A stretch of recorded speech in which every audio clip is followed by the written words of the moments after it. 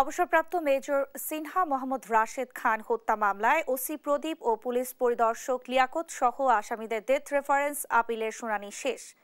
2 জন রায়ের জন্য দিন ঠিক করেছেন হাইকোর্ট। বৃহস্পতিবার বিচারপতি মোহাম্মদ মোস্তাফিজুর রহমান ও বিচারপতি মোহাম্মদ সগির হোসেনের হাইকোর্ট বেঞ্চ আসামিদের ডেথ রেফারেন্স ও আপিল শুনানি করে রায়ের দিন ধার্য করেছেন। অ্যাটর্নি জেনারেল মোহাম্মদ আসাদুজ্জামান হাইকোর্টের শুনানিতে ওসি প্রদীপ ও পুলিশ পরিদর্শক লিয়াকতের মৃত্যুদণ্ড বহাল রাখার পক্ষে যুক্তি তুলে ধরেন।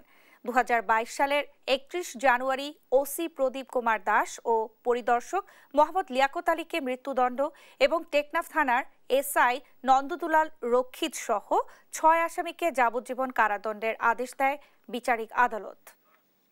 রাইট অফ প্রাইভেট ডিফেন্স যেটা ওনারা তালিবাই নিয়েছেন, এটা কোনোভাবেই গ্রহণযোগ্য না।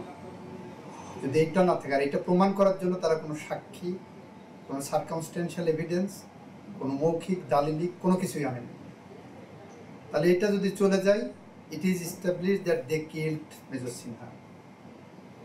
যদি তারা মেজর সিনহাকে খুন করে থাকেন, তাহলে সেই খুনটা ঠান্ডা মাথায় পরিকল্পিতভাবে পূর্ব পরিকল্পনায় যে করা হয়েছে।